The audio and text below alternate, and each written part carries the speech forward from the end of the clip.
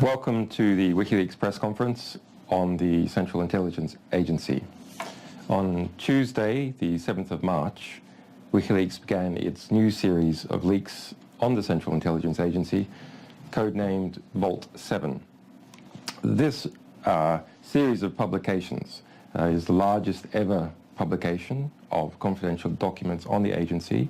In fact, the collection of some 8,761 documents which we published on Tuesday is already the largest publication of confidential documents on the agency.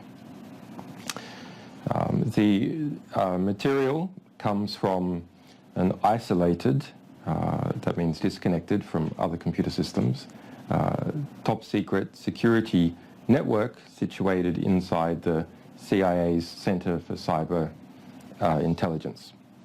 Now that center is both in Virginia, but also importantly there is a branch hidden inside the Frankfurt consulate in Germany. We've put out some aerial shots of that and the details from our publications about how CIA officers are instructed to penetrate German customs and operate there to develop attacks and support attacks across Europe, Africa and the Middle East from the Frankfurt consulate. Now, this has already come out as a result of our earlier publications. I'll go into reactions and updates quickly, but the Central Intelligence Agency lost control of its entire cyber weapons arsenal. What do I mean by cyber weapons? Those are weaponized viruses, trojans, and malware designed to penetrate the smartphones, smart TVs, computer systems of the world, and then control them, disable them, insert information to them, extract information from them. Now, this is a historic act of devastating incompetence to have created such an arsenal and stored it all in one place and not secured it. WikiLeaks discovered the material as a result of it being passed around a number of different members of the US intelligence community out of control in an unauthorized fashion. Just yesterday we've had a tip-off from a virus researcher who says that he believes that one of the viruses whose descriptions we had published that infects Apple Macintoshes, in particular their UEFI boot system, that he was attacked by that. So it looks like not only is that material being spread around contractors and former American computer hackers for hire, but now may be in the black market, or is perhaps being used by these American hackers who sometimes, cross both sides of the fence. They're called grey hats to attacking others. So the CIA developed a giant arsenal, what appears to be the largest arsenal of trojans and viruses in the world, that attacks most of the systems that journalists, people in government, politicians, CEOs and average people used, didn't secure it, lost control of it, and then appears to have covered up that fact. We see some press reportage, and we've detected some things as well, that the Central Intelligence Agency became aware within the last couple of months that it had lost that material, or that we had that material, and has not disclosed that to the public, at least, has not warned the public that those loose cyber weapons arsenal is out there. It's a very interesting question, I think, about who it is told in government and when. Did it tell Barack Obama? Did Barack Obama conceal that during the election, after the election? Was President Donald Trump informed? And if so, why has the Central Intelligence Agency not acted with speed to come together with Apple, Microsoft and other manufacturers to defend us all from its own weapon systems? Now, this brings into question the entire concept of cyber warfare, because it is our analysis, and stated also by many other experts, that it is impossible to keep effective control of cyber weapons. So what does that mean? Well, it means that if you build them, eventually you will lose them. They are just information. There's no barrier for them spreading across the world. They must be used on the internet. So they must be placed on the internet to be used. They must go to computers to infect them. And therefore, when that occurs, they can get out of control. And there's a very easy cover for any grey market operator, contractor, or rogue intelligence agent to take that material and start a company with it, start a consulting company, a hacker for hire company. Now, we're very fortunate in this case that our sources step forward to us so we can tell you what has been going on, and so the various manufacturers like Apple, Google and so on can start to develop countermeasures. Now, some of those countermeasures have already been put in place according to the manufacturers in response to this. One or two virus companies also say that they have developed countermeasures. But others say that they need more information. Now, Wikileaks has not published any cyber weapons themselves. We've published documents describing them. Why? It's fairly obvious. We don't want the journalists and people of the world and our sources being hacked using these weapons. But the problem is that with limited information about the details of how those cyber weapons operate, there is a limited ability to try and produce security fixes for iPhones, for Samsung TVs, for Android phones that are produced by Google, for Microsoft and for Linux, because the exact technical details are not known. Now, Wikileaks has a lot more information on what has been going on with the cyber weapons program. And so I want to announce today that after considering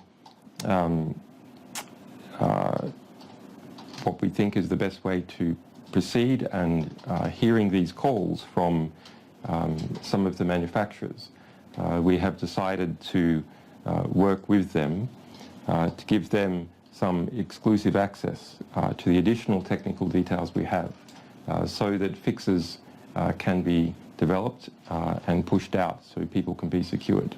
And then once this material is effectively disarmed by us, by removing critical components, we will publish additional details about what has been occurring.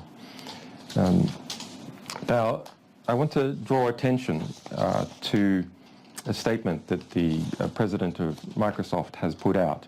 And this is something that we have been working on as well, and that a great many others have been calling for.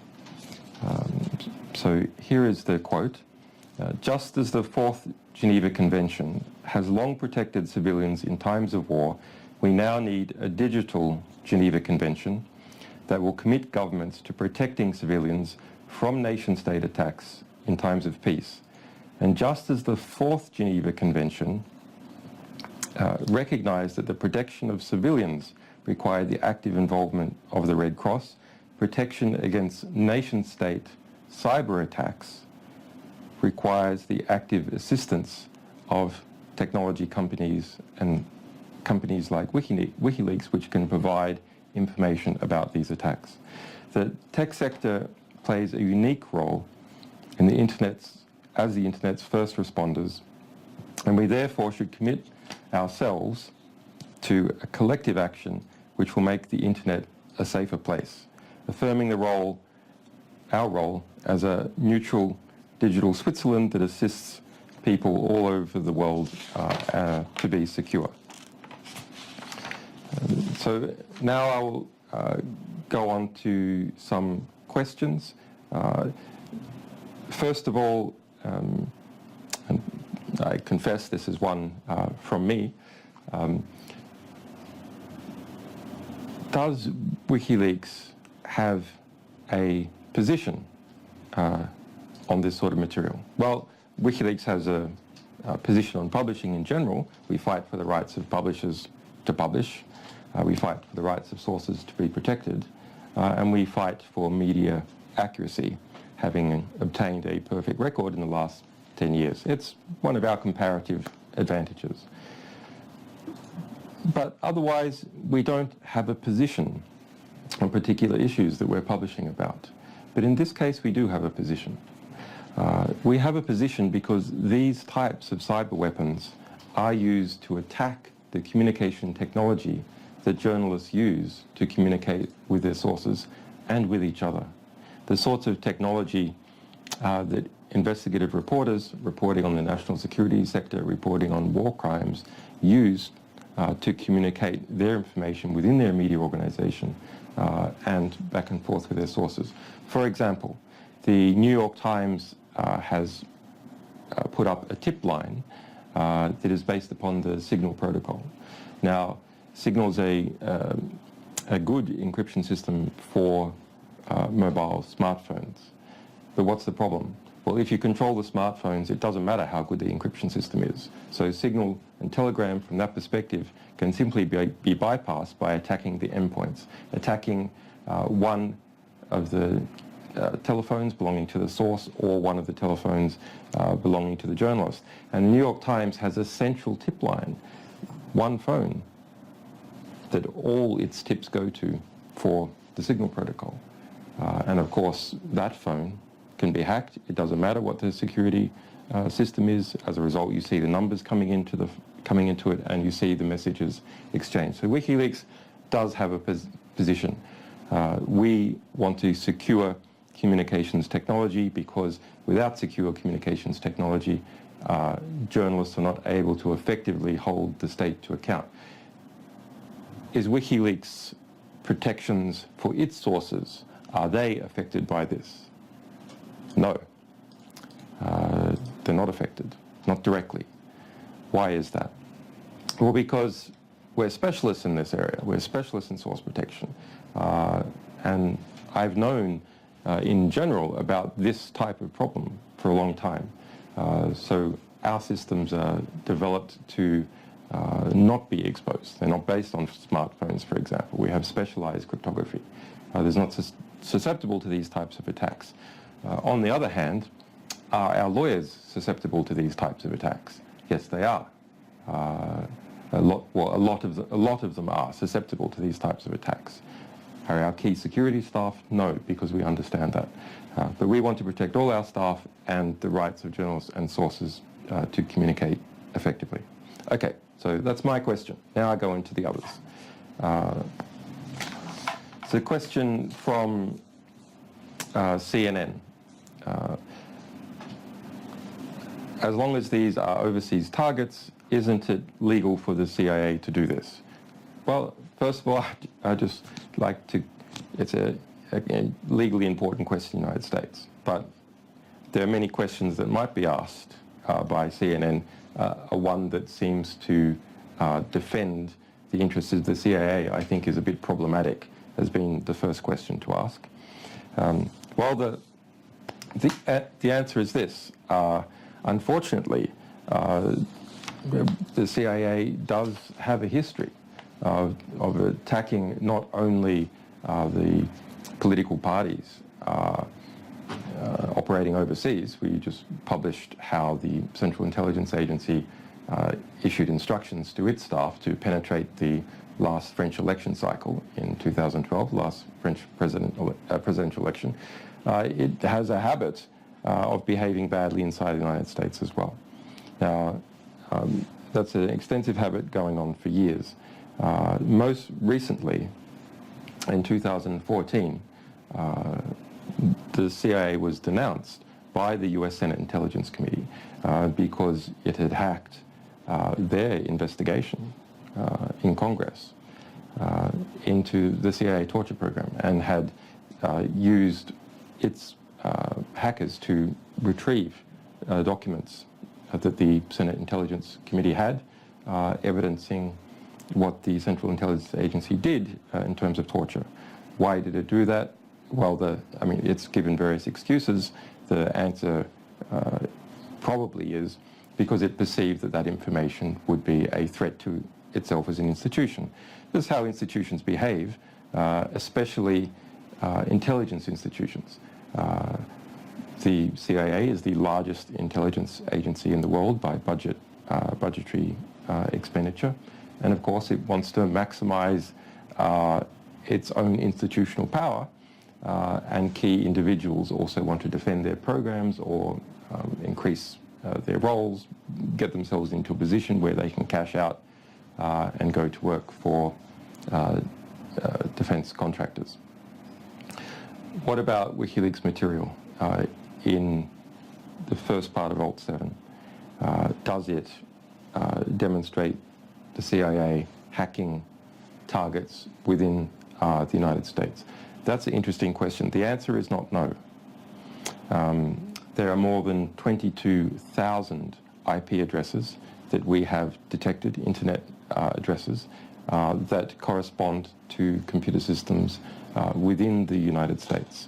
Now, one of the large research projects that we have underway is how many of those systems are attack systems that are used to relay and pass attacks from the CIA out into the rest of the world, and how many of those are intermediary victims, that is, say, an internet service provider which is hacked in order to create an attack somewhere else, overseas, and how many are direct victims, how many correspond to, say, a visitor to the United States from a foreign country, how many correspond to joint operations between the CIA and FBI, with the CIA providing technical support, etc. So it's a complex question that is not yet resolved, but there are more than 22,000 IP addresses corresponding to CIA activities in the United States.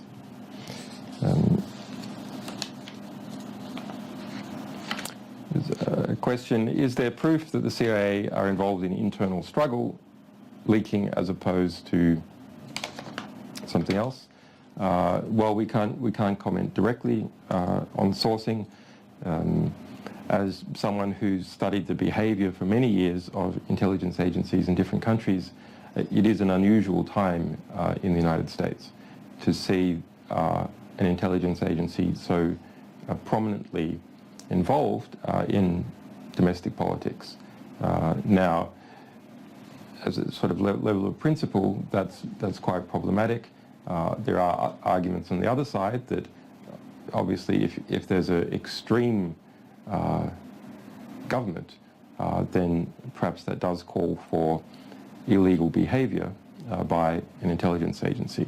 We don't have an opinion on whether that is the case yet or not in the United States.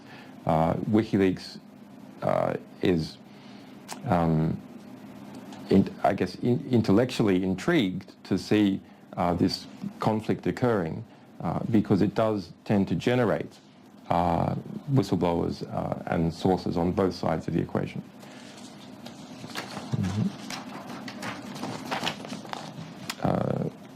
What are the implications for journalists and their sources? Well, I explained previously, these types of attack technology are used to penetrate the computers and phones that journalists use to communicate with each other and to communicate and protect their sources. I think that's an incredible problem. In response to the Edward Snowden disclosures and some others, much more encryption has been used by individual companies specializing in it, like Whisper Systems and like Telegram, but also included into Apple and Microsoft and other products.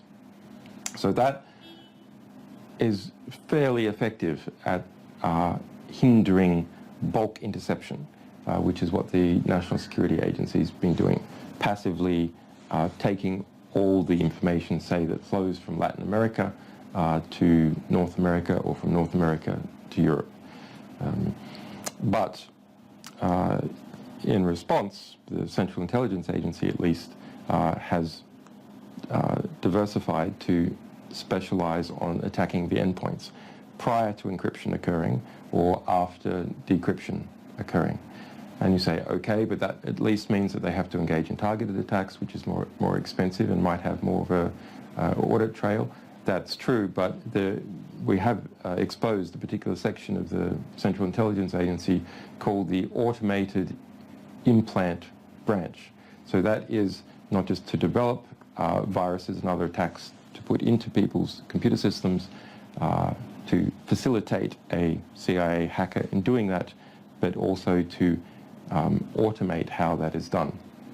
So you can see that between an individual targeted attack, which is direct and invasive, and massive passive bulk interception, there's an intermediary point, which is the increasing automation of targeted attacks. They're automated enough, they start to approach the level of bulk passive interception. We're not there yet for most countries, but we are shifting significantly away from one CIA officer directing one hacker who attacks one target. Rather, we're seeing systems developed and whole branches of the Central Intelligence Agency to automate attacks and infestations of CIA malware into targets. How do these practices by the CIA impact on members of the general public? Android phones, iPhones, Samsung TVs, etc. Well, in a number of ways. So you might think, as a member of a kind of average person, well, is the CIA interested in you? We have this problem that increasing automation of these attacks means that the interest may not have to be that high. You might know someone who knows someone who, say, works for the French government, who will be the target of such an attack because they're involved in decision-making about large French exports.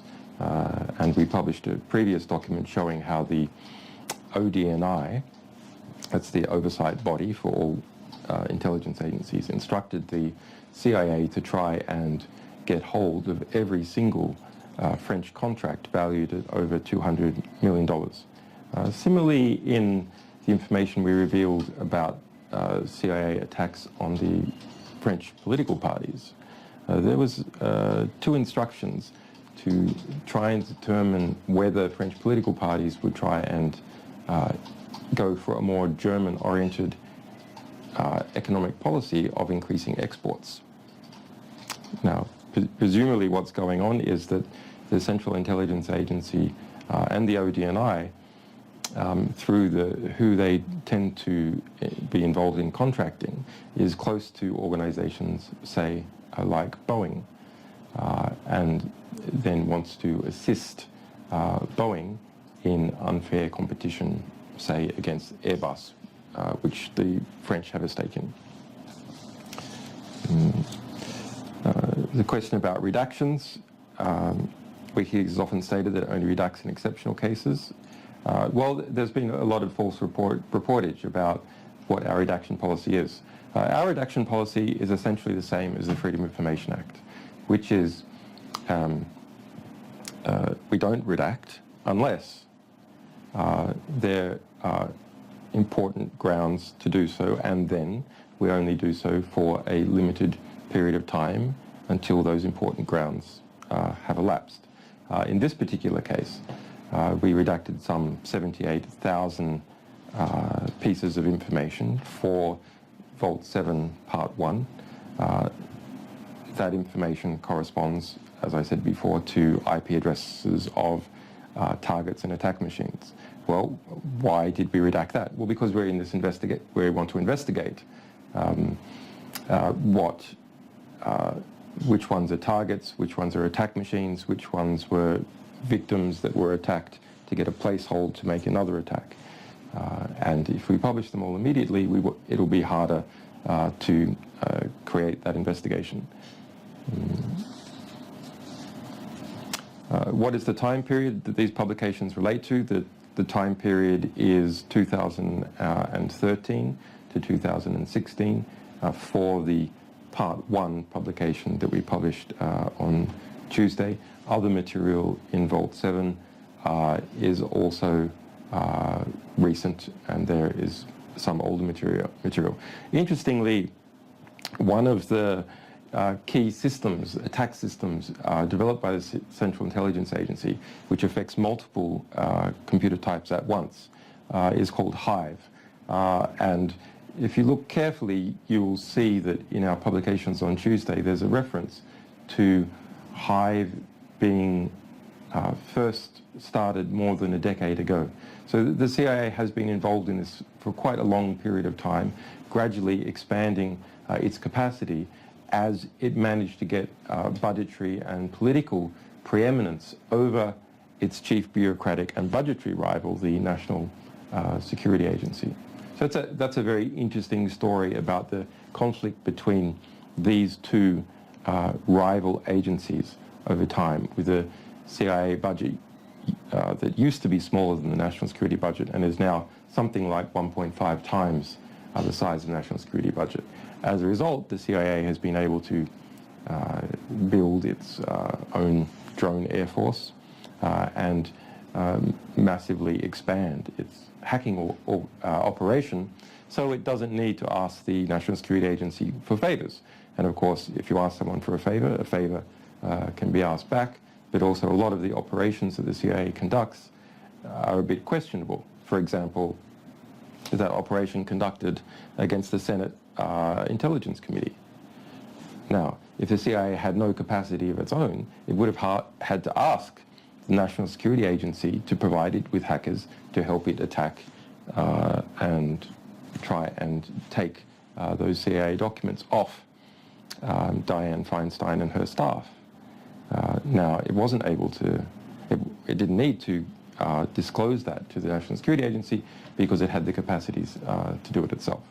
And the National Security Agency, having been so prominent, especially after the Edward Snowden publications in 2013, has far more oversight and accountability for its digital operations than the Central Intelligence Agency does. It's a real question whether in practice there can be meaningful oversight.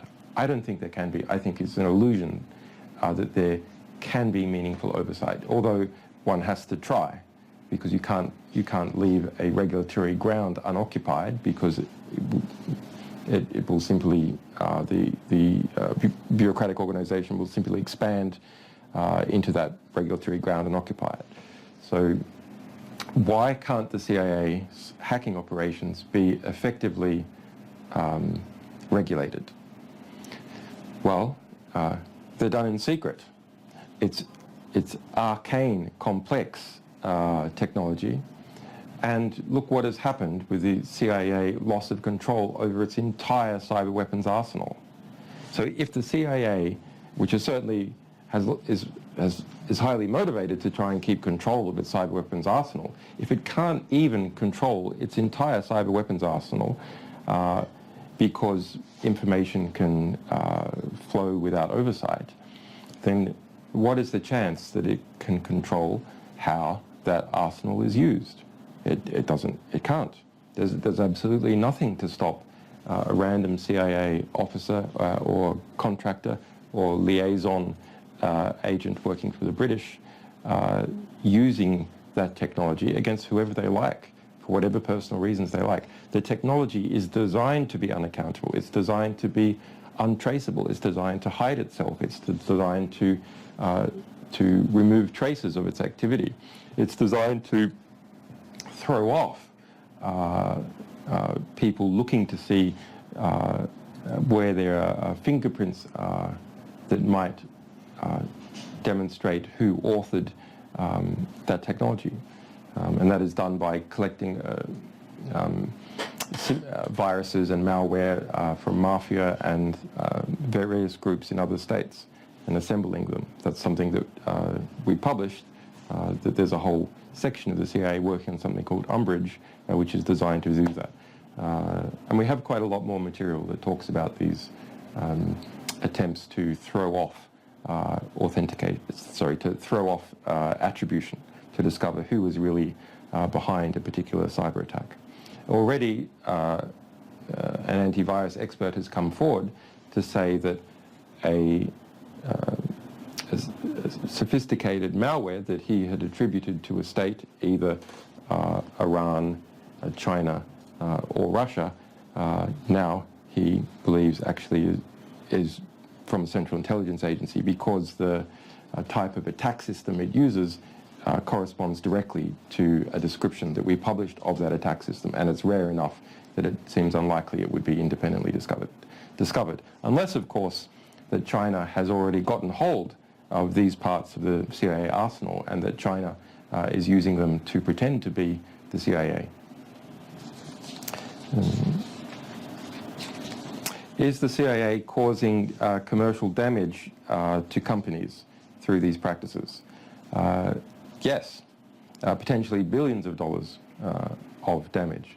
Because if, say, you're in China, which is now the world's largest economy, and you run a company and you want to equip all your employees with particular phones or particular computers, do you trust that if you go and buy a Dell computer or a computer running Microsoft or an Apple phone, can you trust that it's not vulnerable to these CIA attacks? Well, because Apple and Dell and so on are all based in the United States, when it's understood that the US government is breaching previous promises that it has made, which is to tell US industry about these vulnerabilities, then it starts to look like that the US government and US industry is in cahoots. And then you can't trust any exports from the United States. So one report just at the time of the Edward Snowden revelations suggested that that practice by the National Security Agency of imperiling US industry would cost $40 billion in exports. So this sort of behavior by the Central Intelligence Agency, undermining those commitments by the Barack Obama administration to tell US technology companies about vulnerabilities before they were exploited by foreign intelligence agencies or by cyber mafia, that breach of promise decreases trust both in the US government but also in US exports.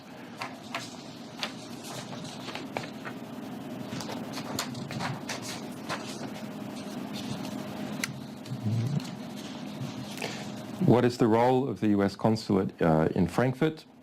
At the US consulate in Frankfurt, our publications reveal, is a CIA hacker base that people go there from the Central Intelligence Agency. They are given instructions about how to get past German customs, and they operate out of that hacker base to attack targets within Europe, within Africa, and within the Middle East.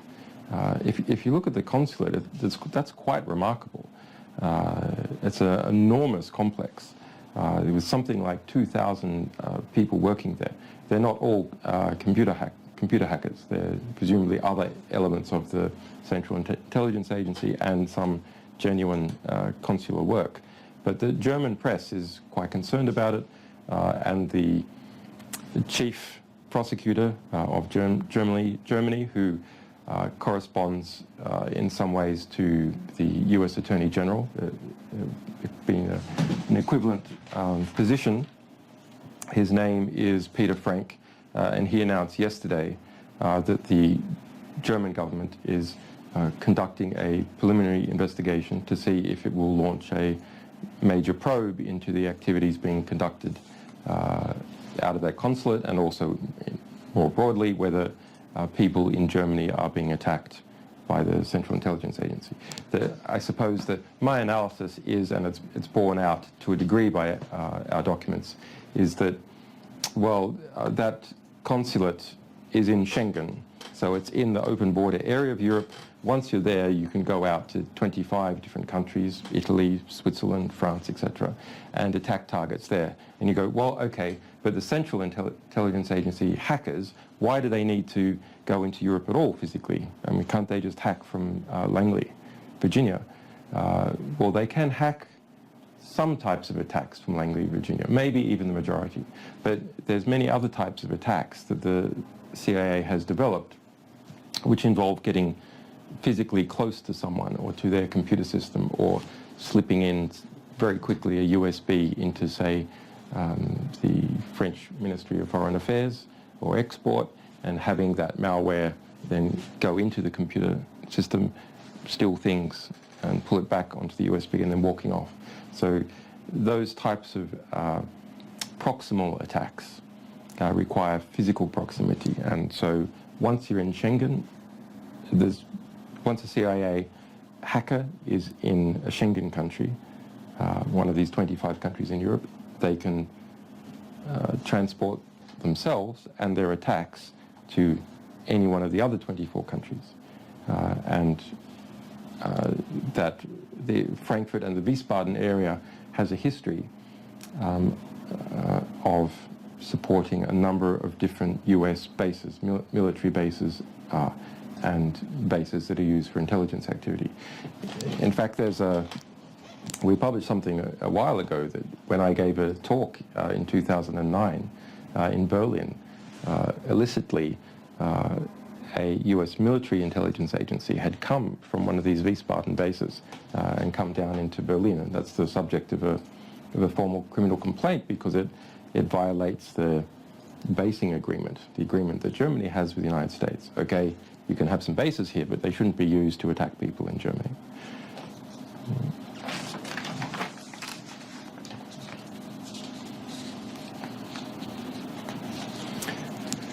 How do these publications shed light on the ability of the CIA to penetrate high security networks not connected to the internet? Important question. So they're called air-gapped networks. So you're worried about being attacked over the internet, you make your machines internet disconnected. That's what most police networks do, for example, or networks that are inside companies, say like Boeing. They disconnect their networks so that hackers, they think, can't attack them. But the CIA has created a number of viruses, one, for example, called Hamadrill, which are air-gap jumping viruses. So they sit on a computer waiting, this particular one, Hamadrill, sits on a computer, a Windows computer, waiting until someone goes to burn a CD-ROM, puts software on a CD-ROM and jumps onto the CD-ROM, infects the executable, the programs that you put on the CD-ROM. So then when it goes somewhere else, it then infects the computer and it starts a channel. There's a number of at least 30 different types of malware that the CIA has created to try and do that. Some that are designed for CIA hackers and CIA agents to, say, pretend to go somewhere and pretend to give a presentation, or use VLC, Video Land, it's a video player, to play a video or to give a presentation. Meanwhile, behind the scenes, the video presentation software and its Trojanized version of VLC goes into the computers that it's plugged into, surveys them, infects them, and ransacks the material, brings it back. So you invite someone into your company or government department to give a presentation. They put this into the presentation computer and it's infected. Similarly, to play a video and it's infected.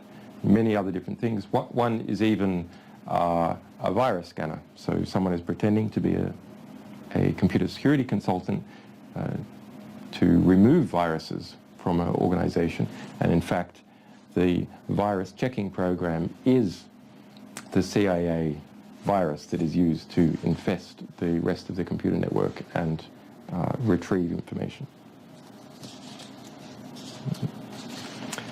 Among the list of possible targets, are there any references to extremists or transnational criminals, etc., etc.? Well, in the material that we published on Tuesday, Vault 7 Part 1, no, it's conspicuous. There's no reference to terrorism, there's no reference to extremists. There are references to many other target types. For example, liaison agents. So allied intelligence agencies speak to the Central Intelligence Agency. And the CIA has developed a menu of frequent attacks that include attacking the liaison officers coming presumably from GCHQ or the DGSE, which is a French intelligence agency, who think that they are cooperating with the CIA, but really the CIA is infesting the liaison agent. So they're all there in a menu called fine dining. It's a list which is literally describes itself as a menu of frequent attacks and attack types that is given to CIA case officers, and they say, yeah, I want to attack and infest some agent that I control, liaison, someone working for a foreign government department, etc. But what is not there is any reference to terrorists, any reference to extremists. And that actually shouldn't be a surprise to anyone. No one who studies the intelligence world, that's a surprise to, because even if you just look at the budgets that came out in 2013 for the US intelligence black budget, you don't see anything like the majority of the budget going towards extremism, even though there are very strong political reasons to try and couch any operation in countering terrorism or countering extremism to get more money. But despite that political pressure, something like a third of the entire US intelligence budget is described as countering various forms of extremism. And the overwhelming majority is not, but particularly for the CIA. The vast majority of expenditure and attack types are geopolitical. They're about, similar to the information we revealed about CIA attacking the French election cycle, understanding who could be pals with the CIA, who could, help out their institution in one way or another. So, for example, you spy on Airbus. That information you then pass to the US Chamber of Commerce, amongst others, which is listed in the material, and the US Chamber of Commerce can then adjust what it is doing in order to assist Boeing. And these companies are closely connected to each other. It's not even about what is the policy that can help US industry the most or boost the US economy the most. It's about which elements of the US economy and or related intelligence organizations in the United States and outside the United States are best able to ask for favors because they have proximity. They have interpersonal proximity or they have institutional proximity.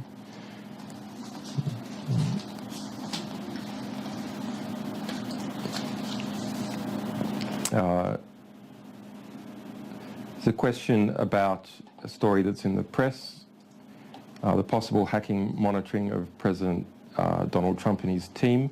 Do these revelations shed any light on what is possible in this regard. Well, there were earlier press reports that the Trump cabinet has been using an encryption system called Confide, where the messages disappear quite quickly. It's sort of like an extra encrypted version of Snapchat. Well, I mean, it doesn't matter. It's on smartphones. This software attacks smartphones. It doesn't matter what encryption you're running on it, whether it's Telegram or Signal or Confide. It can bypass that encryption. It can turn on the microphones.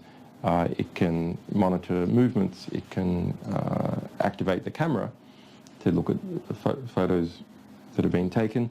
Has the CIA done that? Well, this material doesn't comment on whether it has done that to President Trump.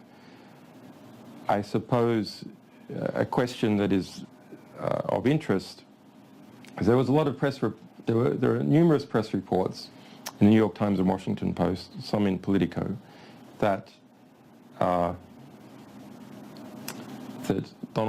people close to President Donald Trump had been monitored in a counterintelligence activity, possibly by some parts of the US government, possibly FBI. FBI had been mentioned, NSA had been mentioned.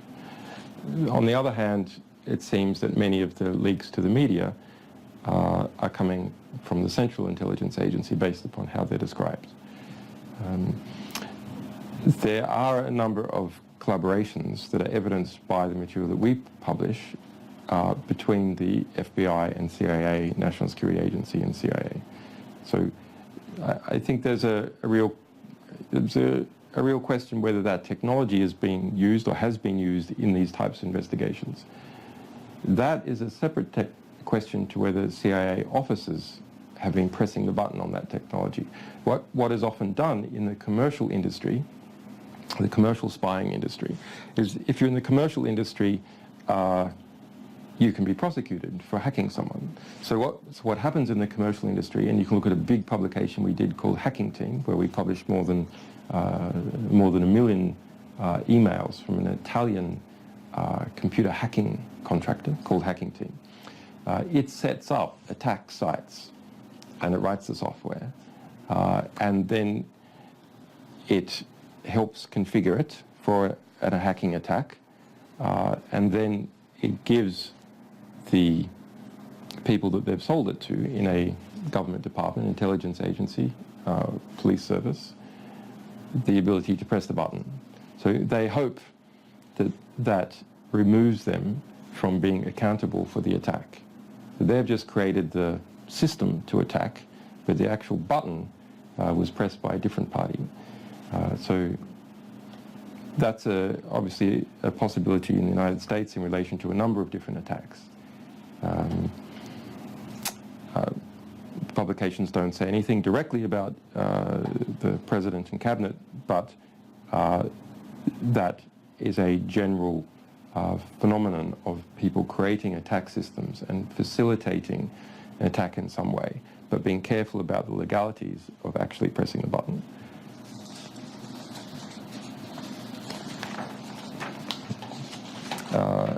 How many parts to the Vault 7 series?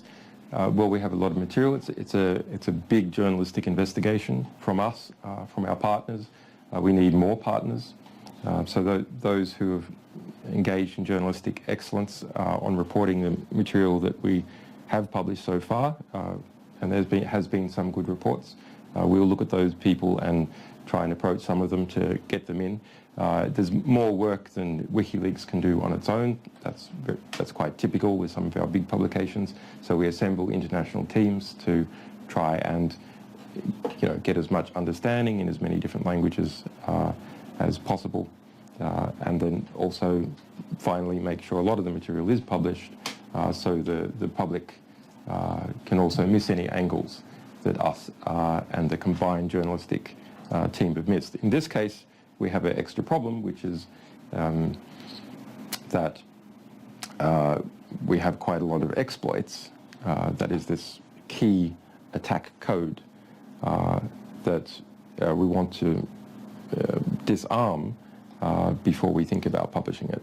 And to have that discussion, we're going to work with some of these manufacturers that have called for it to try and get those antidotes out there before we publish more information that can give clues to cyber mafia or other intelligence agencies on how to do this. There is a fair criticism, I think, of that methodology, and we'll watch it closely, which is that the CIA was so careless to produce this material, this enormous cyber weapons arsenal, and lose control of it at least once, and then it has spread. So does the various cyber mafia already have it? Do foreign intelligence agencies already have it? Well, I think that's a serious question. They weren't securing it very well. So it's quite possible that numerous people could have it. Also, it has spread, or appears to have spread, within the number of individuals within the US intelligence community. So how much more will it spread? I think it's quite hard to control. Even if Wikileaks doesn't publish any of these cyber weapons, I think it is quite hard to stop the spread elsewhere, which might have already occurred. So therefore, what you want is the fastest possible antidotes. And for that to occur, the fastest way, of course, is to just publish everything.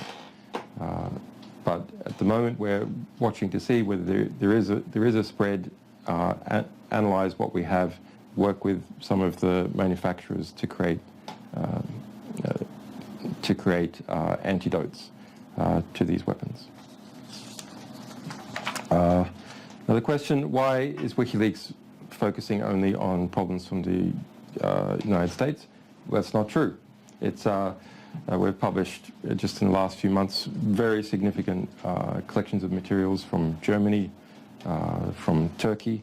In fact, in response to our Turkish publications, the Turkish government put 7 Turkish journalists who had reported on our publications into prison. A very serious situation. One of those Turkish journalists is fortunate enough that he was a foreign correspondent for Die Zeit, which is a German newspaper, and so he's getting a bit of support from Germany. But the other 6 are in a serious situation, completely outrageous, that they're simply reporting on what we published. And the Turkish government, Erdogan's government, has abused concerns about the coup that occurred a few months ago to crack down on reporting about corruption. In this case, the emails that were from Erdogan's son-in-law, who was the Minister for Energy, and that's what we published. You can look them up, Barat's box. On Russia and China, we have published hundreds of thousands of things. Most of them are critical, about 80% are critical, and more than 2.3 million from the Syrian government, including Bashar al-Assad's personal emails. So all cultures tend to just look at themselves and speak to themselves. They speak their own language, and they're aware of themselves and what other people say about them or what's being published about their culture. When it's published about another culture or another country, they don't pay attention.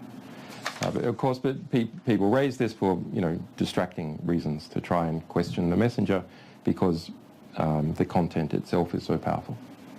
Okay, that's it. Let me just break. I'll just break for about 3 minutes. And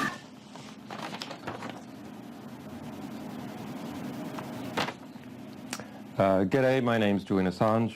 Welcome back to the WikiLeaks press conference. We have found some other questions from Fox, CBS, ABC, and another journalist. We're not sure where they're from.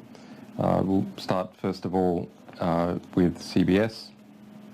Jeff Peggs asks, why did you release the documents on Tuesday? Can you comment on the timing?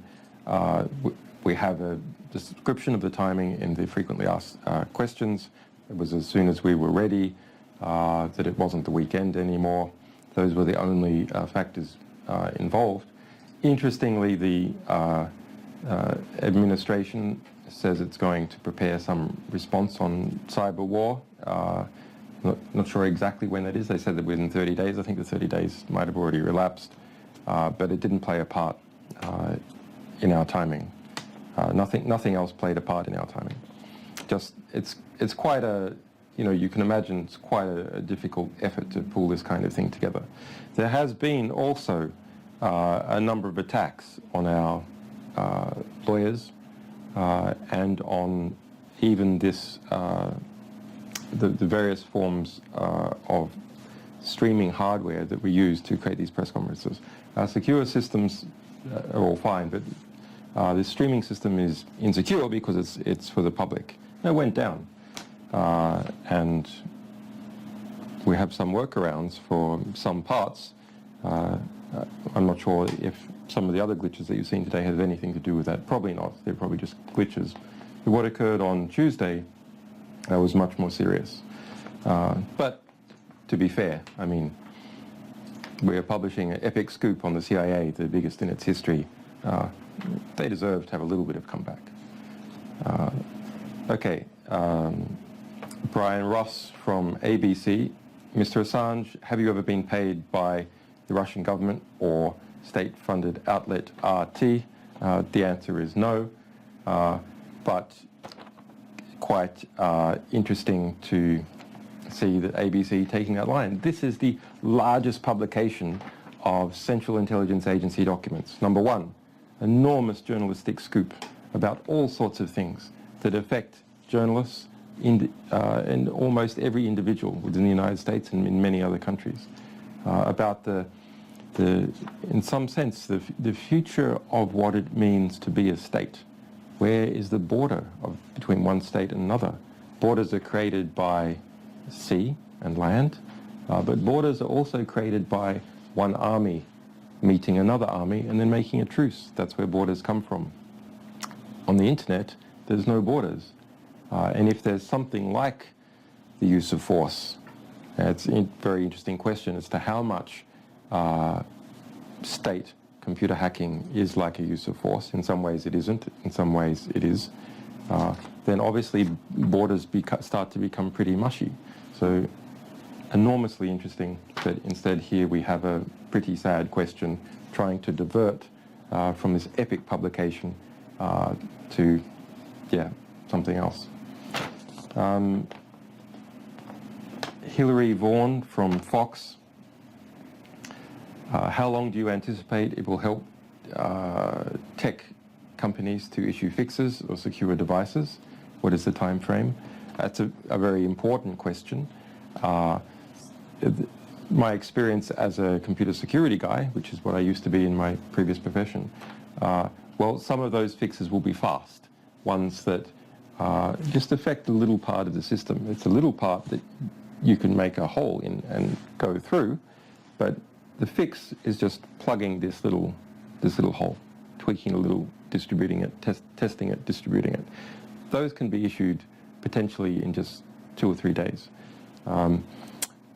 Problems that affect more critical aspects of a computer code that's in a telephone or TV or somewhere else, some of them can take a lot longer to fix. And for some systems, like Android with many manufacturers, possibly like those Samsung TVs, there is no automatic update to the system, so people have to manually try and pull something in. So that means the only people who are aware of it can fix the problem. If you're not aware of it, the problem is not fixed.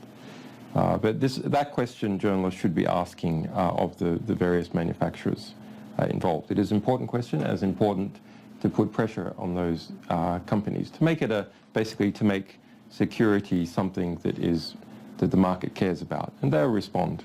And they are to a degree already responding. If they can get away with it, they'll say nothing. That's what Google did initially, was to just say nothing at all, hoping perhaps that maybe people wouldn't discuss it because Android is significantly more insecure than iOS, which is the software that's used on iPhone. Both of them have severe problems that are described in these CIA documents that were published. But iPhone has slightly less.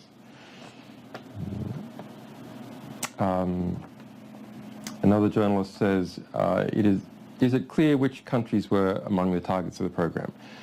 Partly. We have a lot of records in this part 1 material, a lot more in the others that we're still studying, that reveals tens of thousands of targets. So yes, many of the targets are revealed, but many are also not. And that's to do with how the CIA splits up its different sections and branches. Some of the operational branches only within that branch, and it can be quite closely held, do they know what the targets are. In other cases, there's collaboration between branches and support of one branch to another, and the information about targets can spread further, but as we have already stated, there's more than 22,000 just in this initial batch of material. IP addresses that correspond to the United States. It's not clear which are attack infrastructure, intermediary victims or targets. But there's also, as we've stated, numerous attacks on Europe and Latin America, including Brazil, including Ecuador. And we're still assessing which parts of those governments and individuals have been attacked.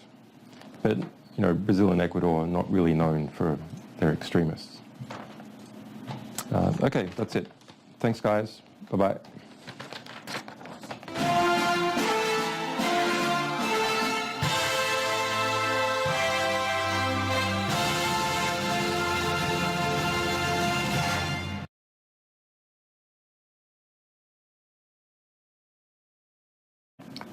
Recognize that the protection of civilians required the active involvement of the Red Cross.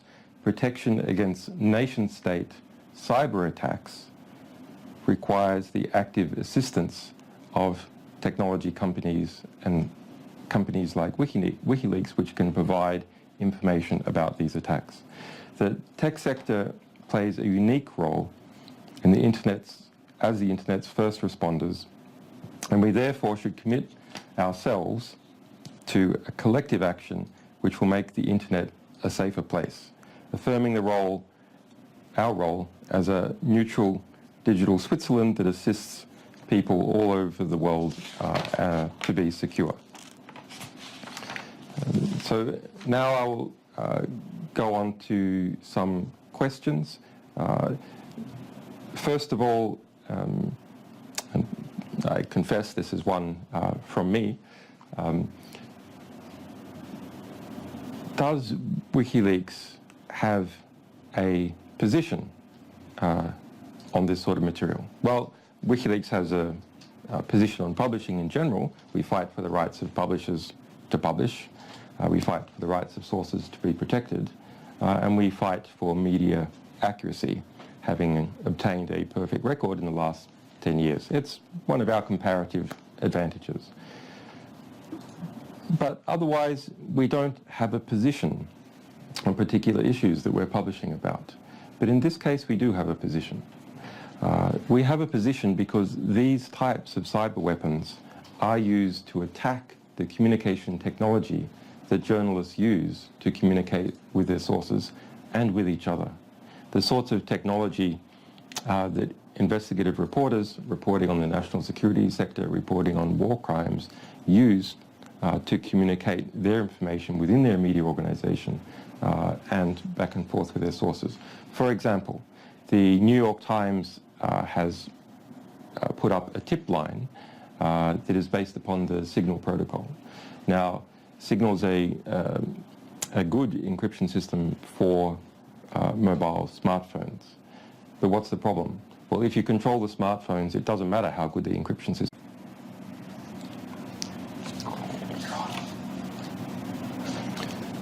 Welcome to the WikiLeaks press conference on the Central Intelligence Agency. On Tuesday, the 7th of March, WikiLeaks began its new series of leaks on the Central Intelligence Agency, codenamed Vault 7. This series of publications is the largest ever publication of confidential documents on the agency. In fact, the collection of some 8,761 documents which we published on Tuesday is already the largest publication of confidential documents on the agency. The material comes from an isolated, that means disconnected from other computer systems, top secret security network situated inside the CIA's Center for Cyber Intelligence. Now that center is both in Virginia, but also importantly there is a branch hidden inside the Frankfurt consulate in Germany. We've put out some aerial shots of that and the details from our publications about how CIA officers are instructed to penetrate German customs and operate there to develop attacks and support attacks across Europe, Africa and the Middle East from the Frankfurt consulate. Now, this has already come out as a result of our earlier publications. I'll go into reactions and updates quickly, but the Central Intelligence Agency lost control of its entire cyber weapons arsenal. What do I mean by cyber weapons? Those are weaponized viruses, trojans, and malware designed to penetrate the smartphones, smart TVs, computer systems of the world, and then control them, disable them, insert information to them, extract information, more information. Now, Wikileaks has not published any cyber weapons themselves. We've published documents describing them. Why? It's fairly obvious.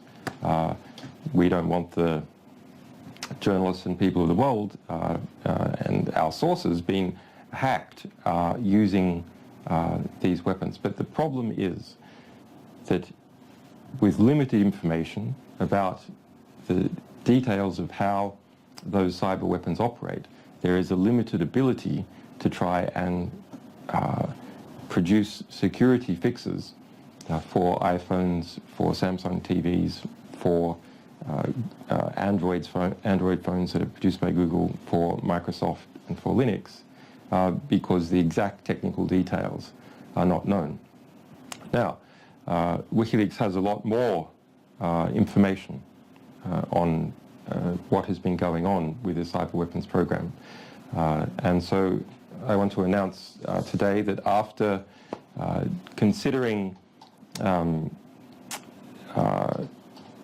what we think is the best way to proceed and hearing these calls from some of the manufacturers, we have decided to work with them to give them some exclusive access to the additional technical details we have so that fixes can be developed and pushed out so people can be secured.